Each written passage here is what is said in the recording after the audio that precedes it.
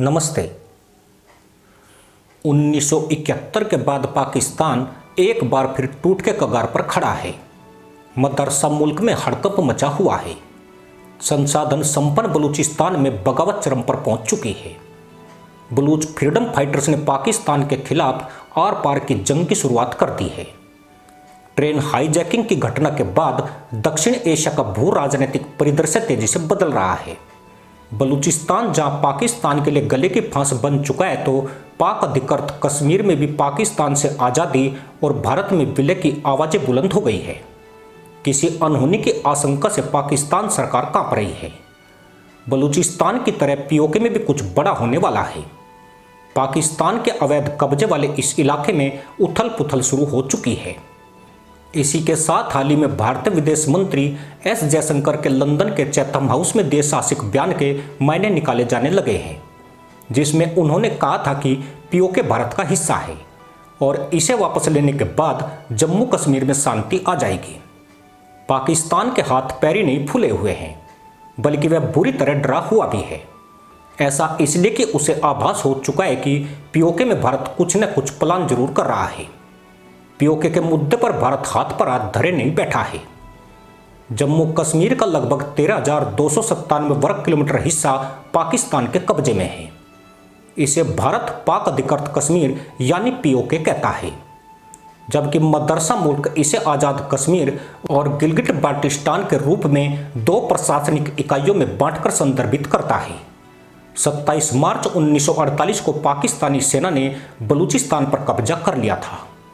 तब से बलूच राष्ट्रवादी स्वतंत्रता की मांग कर रहे हैं, यानी बलूचिस्तान और पीओके दोनों ही क्षेत्रों में पाकिस्तान का नियंत्रण विवादित रहा है और दोनों ही जगह स्थानीय आबादी में गहरा असंतोष व्याप्त है।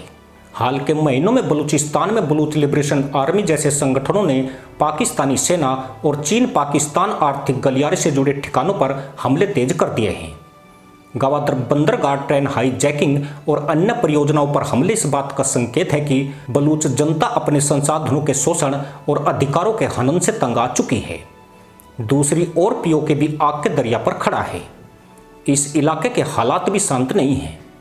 गिलगिट बाल्टिस्तान में बिजली संकट, आर्थिक उपेक्षा और राजनीतिक अधिकारों की मांग को लेकर विरोध प्रदर्शन बढ़ रहे हैं।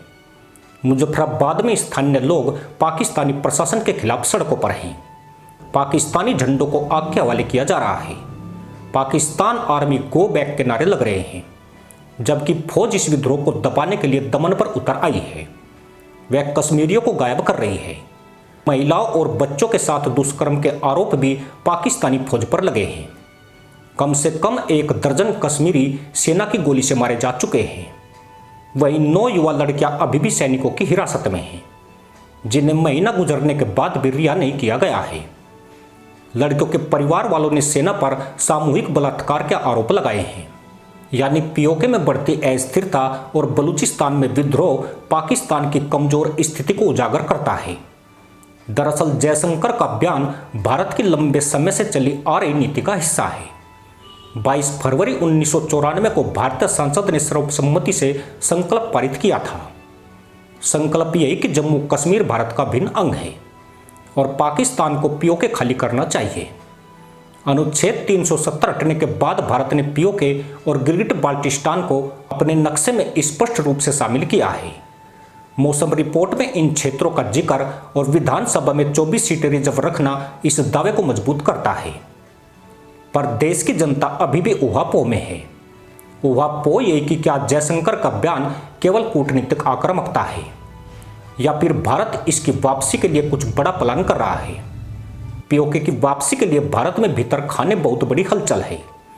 खासकर यह हलचल तब से और बढ़ गई है जब से बलूचिस्तान में पाकिस्तान की तशरीफ पिटने लगी है। भारत ने उन 3 विकल्पों को तैयार किया है जिनके इस्तेमाल से पीओके के विलय की संभावना प्रबल होती है। इन तीनों ही विकल्पों पर उच्च स्तर पर मंथन और क्रियान्वयन के तरीकों पर चर्चा जारी है। इनमें पहले नंबर पर सैन्य विकल्प है। भारत की सैन्य ताकत पाकिस्तान से कई गुना अधिक है, लेकिन पीओके पर सैन्य कार्रवाई में अंतर्राष्ट्रीय दबाव और चीन की भूमिका बाधा बन सकती है। 1963 में पाकिस्तान ने पीओके का सक्सगाम क्षेत्र चीन को सौंप दिया था। और सीपीसी गिलगिट बाल्टिस्तान से होकर गुजरता है। चीन इस क्षेत्र में अपनी रणनीतिक मौजूदगी को खतरे में नहीं डालेगा। दूसरा रास्ता कूटनीतिक है।